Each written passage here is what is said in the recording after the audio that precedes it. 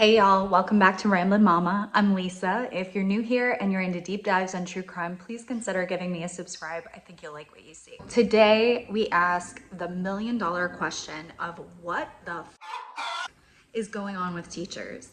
I don't know if y'all have noticed, but it feels like every single day there's a new case of a teacher predator getting caught with a student, and I've noticed a pattern with these cases, and it feels like the teachers are often quite young and surprisingly attractive, because I guess where my mind goes is it's surprising to me that such a young, attractive woman is desperate enough for a certain type of attention that they go to these lengths. But I know that's an incorrect way of looking at it, and a predator is a predator, even in sheep's clothing. I wanted to do a deeper dive into the psychology behind predators like this. I think it's different from, I forget the Predator Hunter show, but that guy usually goes after, I don't know, a very specific type. A lot of them are white, middle-aged males, sometimes younger than that. There are a lot of them living in somewhat rural areas, it seems. And so that is its own type, right? But I want to understand the predator that is the female. We don't often think of predators as females, or I don't. She's younger, she's attractive. A lot of times she's married with children even, or a little baby on the way. And I also wanted to ask the question of, is this on the rise? Meaning these instances specifically of young female teachers preying on their students, or is it just getting caught more often? And I'm gonna put in a clip of what Chris Hansen has to say about that, and I also have my own thoughts about that. And there's another commentator from Law and Crime who has his theory on that. And in addition to that, I wanted to look at the original teacher predator case that a lot of us think of, Mary Kay Letourneau. And her story inspired movies such as Notes on a Scandal, which was made many years ago with Cate Blanchett and Judi Dench, highly recommend. And a more recent December with Natalie Portman and, how am I forgetting her name? I'll put it in post. So without any further ado, let's get into it. Okay, so the first thing I want to do is just give you a few examples of these recent cases that I've been seeing lately. And the next thing I'll do is I'll put in what some experts are saying about this. And then finally, I'll get into my discussion, taking a look at Notes on a Scandal, May December, and the true case of Mary Kay Letourneau to illustrate my thoughts. Okay. Elementary school teacher out of Wisconsin has just been arrested for allegedly making out with an 11-year-old student, and the apparent messages between the two shed even more light on this disturbing situation. A Missouri high school math teacher is put behind bars on allegations she had sex with her 16-year-old student. Texas authorities arrested 26-year-old Haley Clifton Carmack on January 5th for charges of statutory rape, endangering the welfare of a child, sexual contact with a student, and fourth-degree child molestation. A trial date is now set for this former Tennessee teacher accused of sexually assaulting at least 21 of her students. If that's not enough, she's allegedly pregnant, and the baby's father is one of her victims. The paternity of that baby could be proof of the sexual contact. In all, she's been indicted on 23 charges. So just seeing those charges on that indictment lends credibility to the victims' stories here. And the allegations are shocking. All of these victims, 23 counts, not just of the sexual nature, but also of intimidating a witness, coercing a witness, things like that. That is really bad. Really bad. School teacher now convicted of sexually abusing multiple students. We first told you about Cassidy Krause back in October when she was arrested for sexually abusing multiple young boys between ages 13 and 14. Krause was a middle school reading teacher in Manning, Iowa, about 2 hours west of Des Moines. Investigators there say Krause used Snapchat to send explicit photos to at least 3 children in the first 6 months of 2022. On top of that, she molested 2 13-year-olds in May of that same year. The abuse continued into January 2023 when she performed sex acts with a 14-year-old. She resigned from her position as a teacher back in August when an investigation into the sexual abuse began. For all these allegations, Krause faced 6 charges, including sex abuse, 2 counts of lascivious acts with a child, and 3 counts of dissemination of obscene material to minors. Okay, so now let's hear from a few experts on this issue. Spoke with civil litigation attorney Hillary Nappy, who leads her firm's victims' rights practice and has litigated hundreds of cases on behalf of survivors of sexual abuse. She tells me the female teacher-to-student relationship cases are happening far too often, and it's time for schools across the nation to wake up to the abuse that could be happening right under their nose. We have to start educating our parents and educating our children that, this is not a quote unquote fantasy that a boy is living out just because he is having a sexual relationship with an older woman. Schools are supposed to be safe places where children are not meeting predators. And unfortunately, I think that is one of the first places they meet predators. First of all, we've seen so many of these cases, Jesse, and it makes me really wonder if school districts are doing enough in terms of background screening, psychological screening of these teachers. This has to be the 25th or 30th case we've seen across the country where a young female teacher in mid-20s or early 30s has preyed upon a young male student. Now, we've seen this with male predator teachers over the years, certainly, and I see this in my investigations with men going after young women and young boys too.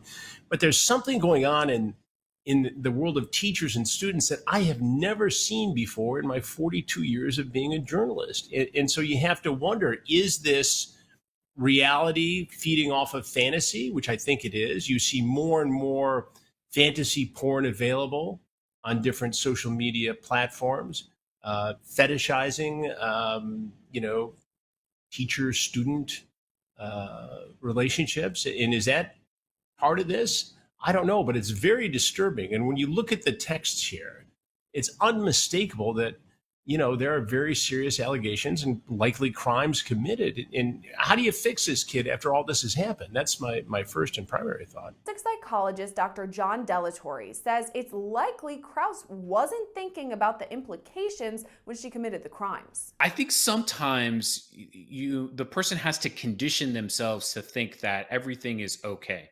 I think she understood. Most people understand that you clearly cannot sexually abuse children. You shouldn't be abusing anybody at any time of any kind. But even despite that knowledge, and even in trainings, I imagine she's been told that you need to not touch your students, there was still something that was there that kind of overrode all of that, understanding, all of those principles that she had.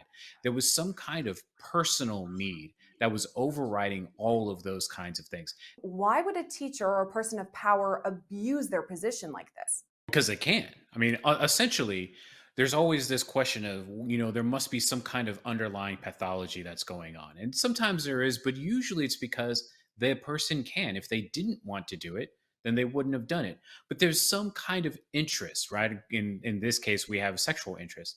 There was some kind of interest that continued this process of abuse going, where the person just believed that what they were doing was not wrong.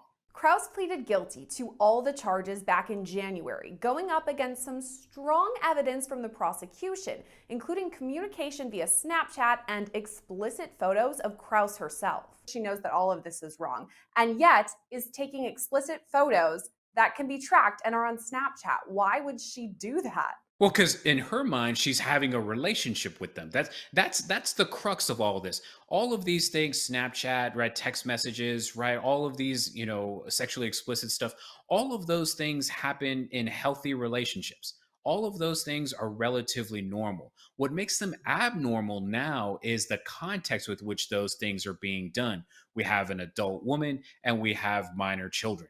And so because of that, we can look back and say, well, why would she, have all of this paper trail? Like, why would she, open herself up to liability like this? And it's because she didn't think she was liable. It's because she was having a relationship with these children. She didn't see this as abuse.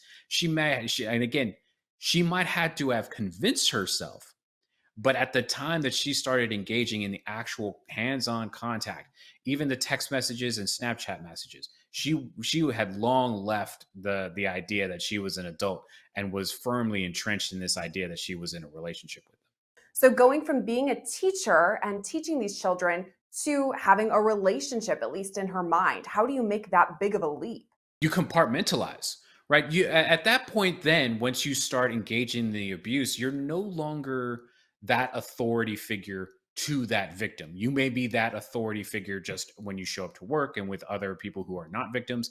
But once you start down that road of abusing these individuals, whoever it is they are, and in this case, we have the teenage boys, but you compartmentalize that role as being authority figure, and you start using the role as being a lover or a romantic partner. You start transitioning yourself out of the authority mode and into sort of a balanced mode where there's equity between the two of you. There clearly isn't, but in your mind, you've transitioned out of that sort of detached role into an attached role. This week, Krause received the maximum sentence of 33 years behind bars.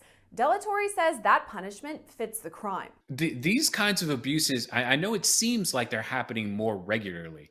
The reality is that they've been happening since before we've been measuring. Now I want us to take a look at a 2018 interview with Mary Kay Letourneau and Vili. So this interview happened in 2018. In May of 2017, Vili filed for separation from Mary Kay. And then just 3 years later, after filing that, and 2 years after this interview, Mary Kay Letourneau passed away from cancer. So, this interview happened just a year after Vili filed for separation. And well, I don't need to preface it any more than that. You can feel the tension. It's palpable. No matter, what you might call this relationship, it certainly hasn't been fleeting. How long have you both been married for now? Yeah, I think this year was 13. Yeah, 13, and then 2005, 6, 7. Okay, yeah. About 13 years. 13 plus, yeah. That's quite incredible. Has that time gone quickly, slowly? Time kind of just really flies by, actually. Yeah. And you're busy every day, so. Well, you're busy. You're busy, very, very busy being parents. Yeah. I think those years were so, when you're moving through the school years, those went really fast, it seems. I'm like, oh my goodness, weren't they just 6 and 8? Just, I'm like, whoa. And that's what I tell parents, like, it's going to go fast. And it's like every day matters. And because we have friends with children that were once our children's age in grade school and middle school, high school, and now both of our daughters are graduated recently. And it just, especially high school, it seemed to go by very quickly. There were so many involvements, there were activities, and you're just like staying on it, uniforms for this, and going from this activity to this activity, and here comes the homecomings, the proms, and it just keeps going, and fast. And all of a sudden, what? All of a sudden They're gone. No, Well, really. not gone, but Well, it's funny you should mention that. You're on the cusp of a big life event as parents. Your youngest is preparing to do the unthinkable and move out, Vili. How are you coping? it's natural, I guess. I hear like a lot of people, a lot of girls who turn 18, they kind of just leave the nest, and then if you're a guy, you kind of stay in little longer. Oh, I think the opposite. And that's just what I heard. Oh, I think the opposite. But yeah, our daughter was college bound, and now she has a different idea, and so we have to be patient with that. So she was always our youngest. We're going to be patient with that. I know I was She out wants when to I was take 16, so 16? yeah. Yeah, I mean, guys are a little bit different. A lot of the guys I know, they hang in longer because they get the free rent, you know. But guys are very basic like that. I Why not? see. You get free meal. I see where free you're. rent. I see where you're both coming from. All right. And girls, they're a little more independent. You know, I mean, a lot of the girls that I knew growing up, they were out of their house when they were 18. Yeah. Yeah. Well, give me a sense, Vili, if you could, of your upbringing, your childhood. You come from, fair to say, a very big family. Yeah. Yeah, my dad was married 5 times, and there's a total of 18 of us siblings. We didn't grow up all together. I grew up with my 4 full-blooded siblings. I eventually met the rest of them when growing up. I still have more to meet, but yeah. That's sort of a crazy upbringing, isn't it? Yeah. I mean, there's a lot going on at Christmas or around the family dinner table. It just stays simple. I mean, not everyone gets a Christmas gift, but yeah, just close relatives, you know. Yeah, Mary, what about you? What about your background and your upbringing? Tell me a bit about your family. All right. So,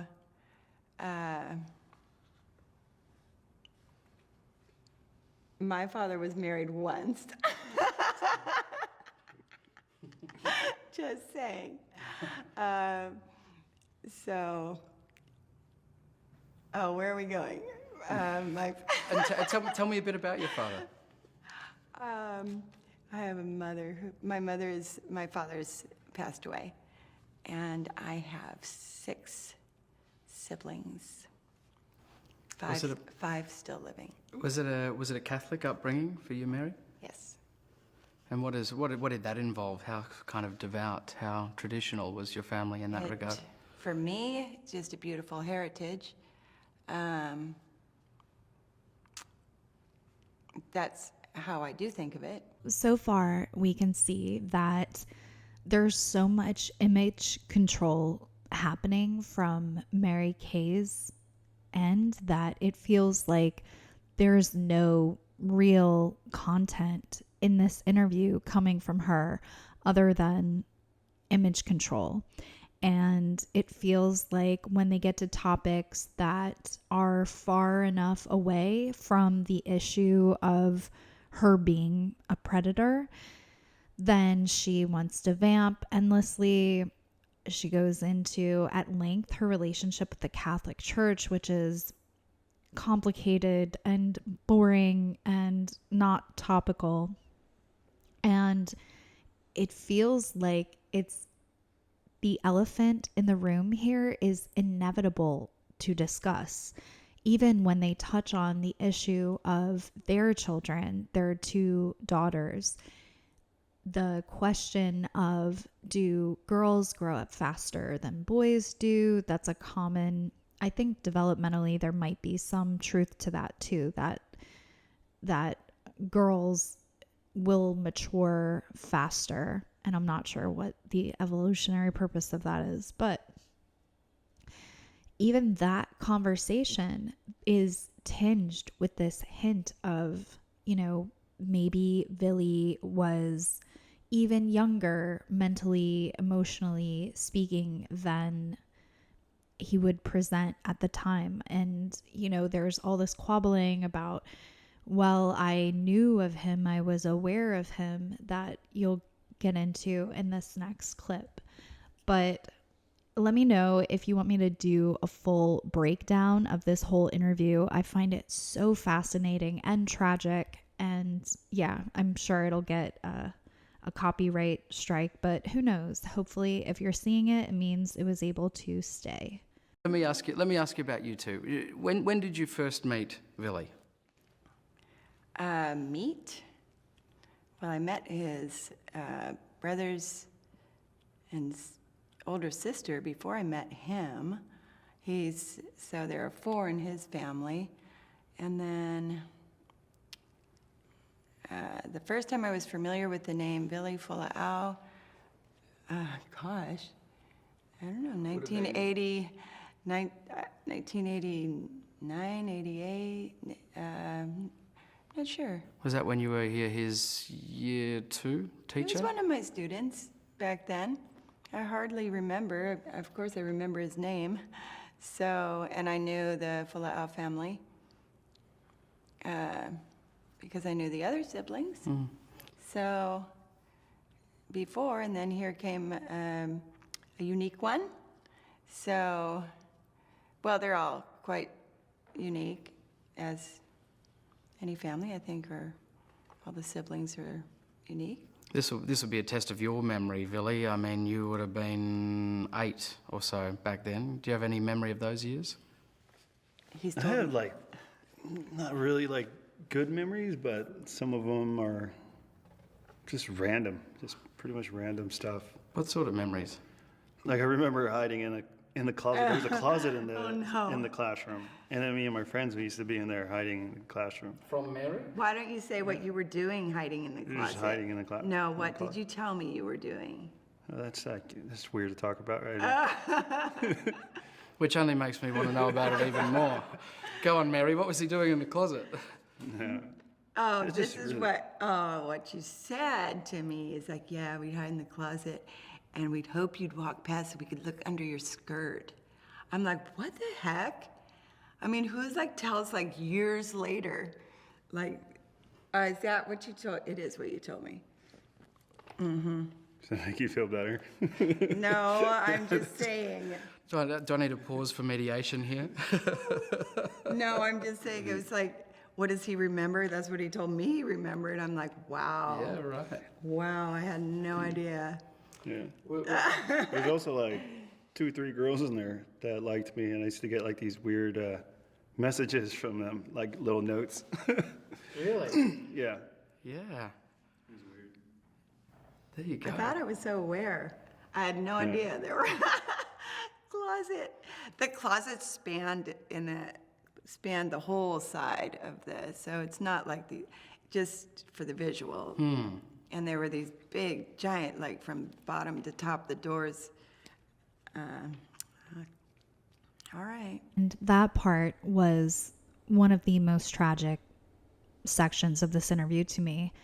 The tension between Vili wanting to talk about more normal things that were happening at that age and Mary Kay almost relishing in the attention that she was getting and the fuss that was being made over her by Vili and his friends, and Vili bringing it back to normal relationship interests that were happening between him and girls his age at the time.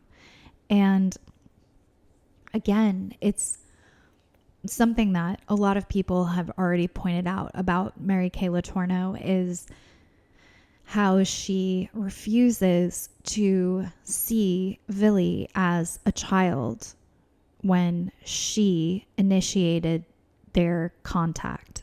And this story perfectly illustrates her point of view that she was pursued by a child, and the fact that he would have these thoughts and feelings about his teacher as being some sort of pass or permission, almost consent, even though he's literally legally too young to consent at the time. Here, it was very important for here in the United States, in the state of Washington, it was really important for it to be put out, and I guess politically in a lot of legislation, it was important to portray it as if it was a student-teacher relationship, but it really wasn't.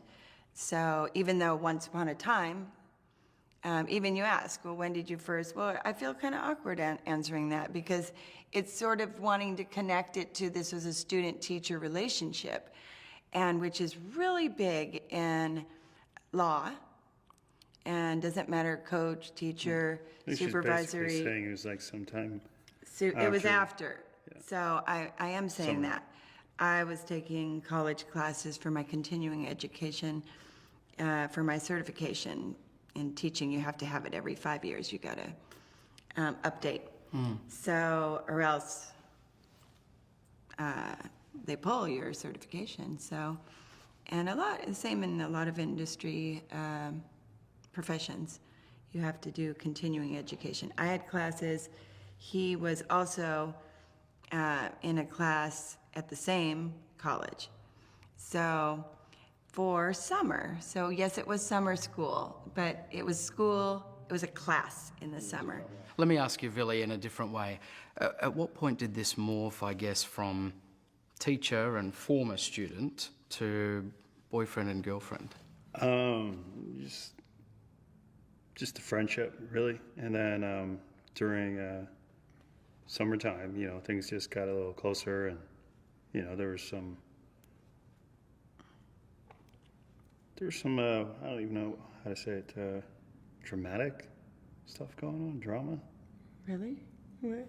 There was plenty of dramatic stuff going on. I don't know, there was a lot of things that kind of just led to us kind of connecting on a deeper level. And then it got even more wild, crazy once the police found out and her husband found out. And I think at least we spoke to each other as if in that summer we felt like it was boyfriend, girlfriend. And that's why, I guess that's what there wasn't a teacher, well, when you consider we were in the same college, we both took an art class at the same college. And I think it felt really great. I'm just saying it felt great because we were so close as friends. And then just to not be his teacher in any capacity, and to be friends, and to be working on the same projects just on the same level. It just felt great. And just saying, I don't know what was dramatic going on, but I mean, inside of us, probably, yeah. When when we realized, I don't know, you called me your girlfriend. I did. Yeah, you did. It's best not to argue. It's best not to argue, Vili. This is my experience. Now it's my husband.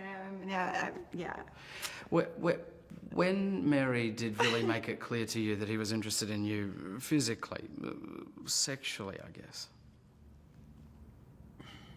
Can you remember that moment? You must remember that moment. I just remember, yes, there was one point, and I said, put that away. I just meant the idea. And there's a story about that. I don't know how much time we have, but. How did that idea manifest, Vili? What did you say? I don't want to talk about it. Oh,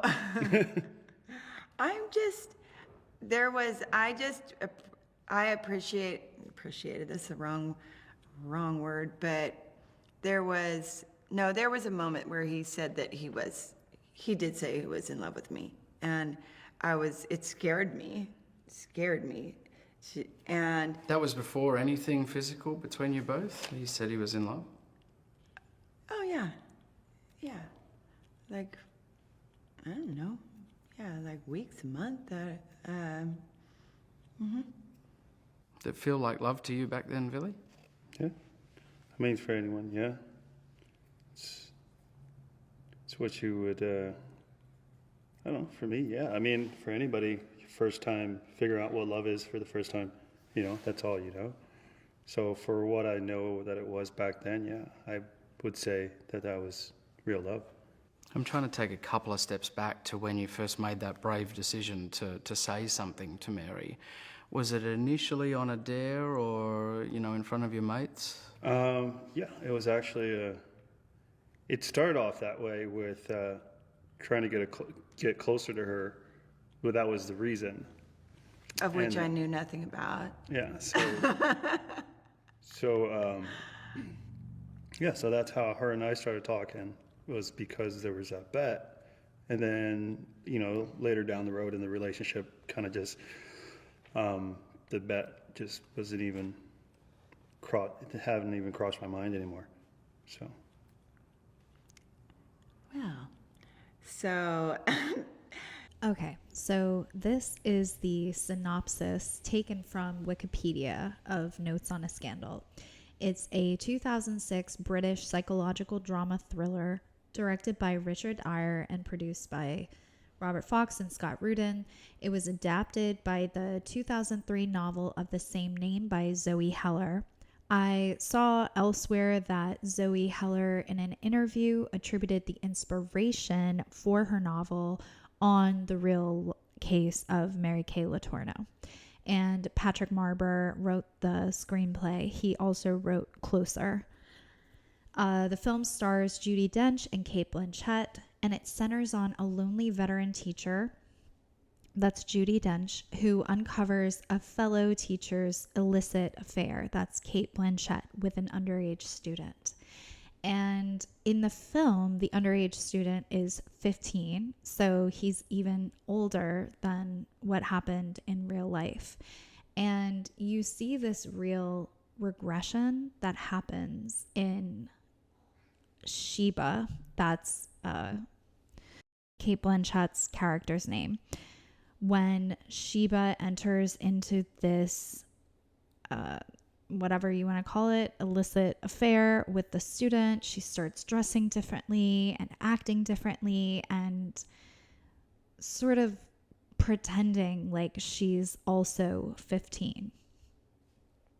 But the film has tremendous acting by both Judi Dench and Cate Blanchett, and it's an interesting perspective on it because, in the film, Judi Dench there's implications that maybe she's a lesbian and has this unnatural fixation on Sheba, and then uses Sheba's relationship or, illicit encounters with this student to kind of blackmail her or hold her hostage in some way. And I won't give away any more spoilers than that, but it's a very, very good film. And let me know if you want me to cover it further.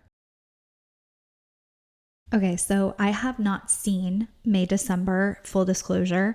I would love to review it in one of those upcoming videos that I keep teasing, but I will read to you the Wikipedia synopsis of it. It's a 2023 American dark comedy drama film directed by Todd Haynes from a screenplay by Sammy Birch, based on a story by Birch and Alex McKennick. It stars Natalie Portman as an actress who travels to meet and study the life of Gracie, the controversial woman played by Julianne Moore. She is set to play in a film. A woman infamous for the 24-year-long relationship with her husband, Joe, which began when he was 13 years old and she was 36. So there is some interesting controversy surrounding this film, and that Vili spoke out negatively about it when it first came out. Apparently, no one ever consulted with him, much less asked permission to use his story. So he was offended by that, offended by them making a film on his own lived experience without even once talking to him. The screenplay writer, Sammy Birch, maintains that this story isn't based on Vili. And I mean, that's kind of playing fast with the truth there. There are obviously so many resemblances, even down to the actor playing the man in the film, and Joe is his name. There's even a resemblance there in terms of complexion, color, stuff like that. So, but I'm sure in these days when budgets might be harder to come by, that if they made something that was derived far enough away from the story, then they wouldn't have to purchase the rights to the story and all that stuff. But let me know if y'all want me to do a deeper dive on this. The film looks very interesting to me, and especially interesting because it allows you to explore, it seems, the psychology behind Julianne Moore's character, what her intentions are and her motivations, whereas Notes on a Scandal just kind of deals with the scandalous aspect of the relationship, and May December is much more of a retrospective, which reminds me a lot more of that Australian interview with Mary Kay and Vili. So let me know what y'all think about that. So here are my thoughts. Again, my very non-expert opinion. I think there are a few factors going on here. First of all, there is histrionic personality disorder. I'll put the symptoms for this up on the screen. Again, I'm in no way, shape, or form able to diagnose anybody. I don't have any expertise in that area whatsoever. But when you think about a teacher wearing more suggestive clothing and naturally you're the center of attention, I feel like I've known a lot of teachers in my life that were former actors or whatever. They had that kind of a background and they really enjoyed commanding the presence of a classroom. Obviously not all teachers. I've also been taught by teachers that were very shy and introverted and don't enjoy that aspect of teaching.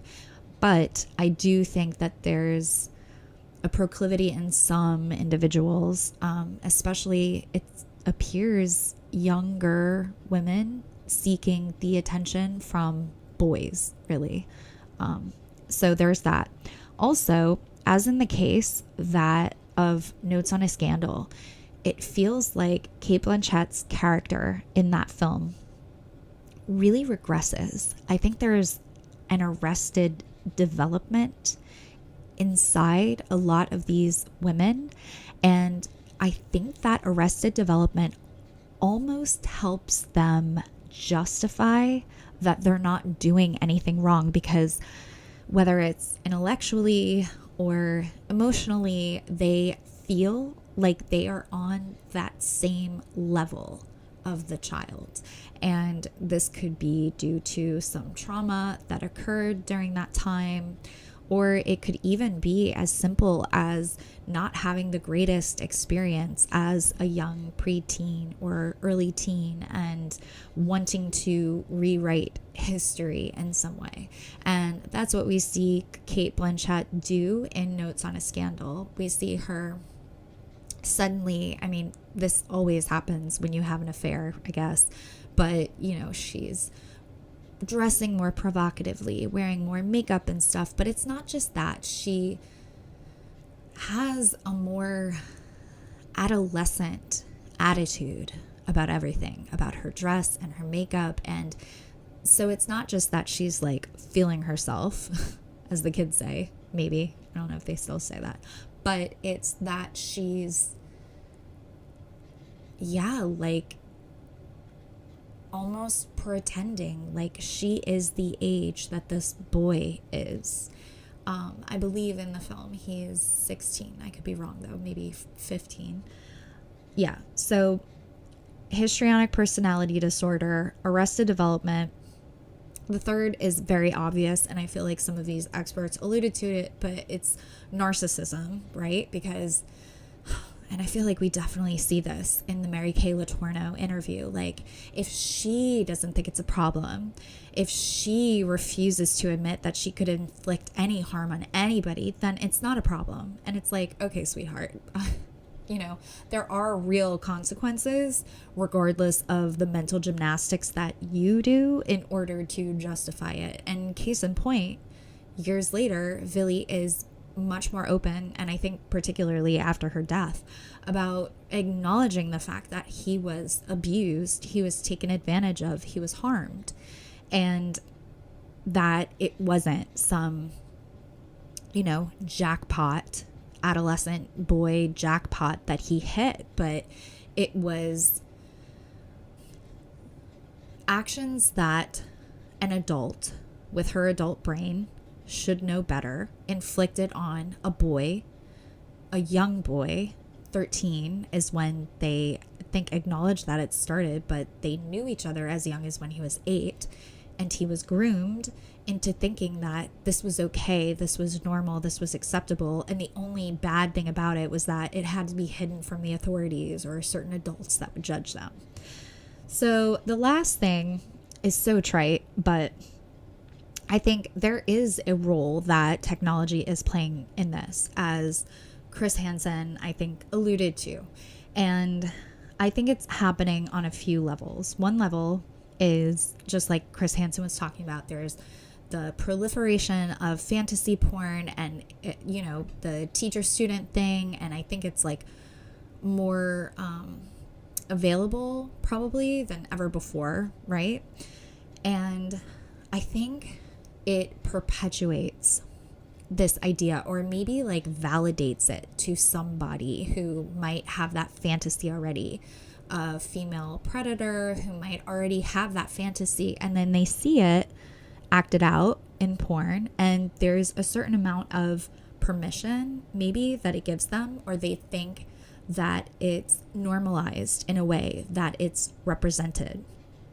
And this is the really good case that a lot of people make against porn, is that on top of being exploitative to a lot of people, right? Like people who aren't getting paid a ton of money. And I don't know, even if people are, there's the argument that it's quite exploitative. You're selling something that you can't quite ever get back. There's also this idea that it's a very slippery slope, and the dopamine it triggers in your brain is the type of thing where you need more and more and more and more. And particularly when it comes to predators, that's a very scary situation, because now we're looking at someone who needs more and more of their drug, quote unquote, to get a fix. And I think that's a lot of times where you see people making the jump from fantasy into true predatory acts, if they haven't already committed some sort of predatory act by, the porn that they watch. Another technology factor that I think is factoring into this is Snapchat. I hear it feels like every single case that they mention, it's the teacher's always chatting with her students on Snapchat. Back in my day, when I was growing up, you weren't talking to a teacher outside of school hours unless you were like in their classroom, and you were only in their classroom if you had detention or needed some help, or your parents certainly knew about that, or if the teacher was leading some sort of extracurricular activity. But this ability to reach students outside of school hours on devices that most often the students have in their possession, and maybe the parents aren't monitoring them as much, is definitely a contributing factor. But the flip side of that is a lot of times when these teachers get caught, it's because of the digital trail that they leave behind them. There's a history of their texts and even screenshots of the Snapchats. They use that thinking like, oh, it's going to disappear, but like you could very easily just screenshot it. Another thing that I see a lot of these teachers using is Cash App, which is another whole weird element of these relationships that I have to save for another video. But it's almost like this sugar mama thing. And I think it's a power trip, because imagine you're a full grown adult. You've got a job. You might even have a fiance or a husband, maybe even kids, living in your own home. And you've got your own expendable income that you can do with what you please with. And then you have this boy who relies on his parents to get whatever he wants. And, you know, it's no, you can't have those Jordans. No, you can't have this Xbox game. No, you can't, whatever. And then in comes this power tripping predator who's like, oh no, baby, I'll just send you like $20 on that and like, you know, help yourself. And so there's that added power element of like, I guess the freedom and splurges that these victims get to have. And it also seems to incentivize the secrecy because they're getting the added benefit of like, you know, they're not only having these inappropriate encounters sexually, but they're also getting all these perks and benefits that, you know, typically we think of with a sugar daddy. He's buying you a bag, he's taking you out to eat, he's giving you things that you would not be in a position to give yourself. So therein lies that, you know, power struggle. So yeah, those are my thoughts on the contributing factors around it.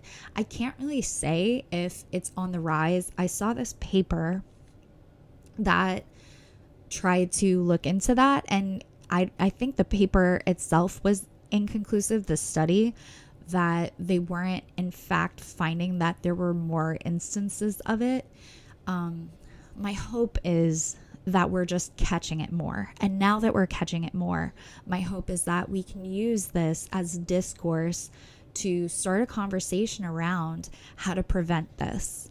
And, you know, whether it's therapy and preventative measures, teachers getting screened better, or on the parent end for the child, teaching children about these things that, you know, this isn't cool. It's not appropriate to have secret texts with your teacher or any adult, and that boys, in fact, can definitely be victims and are absolutely victims.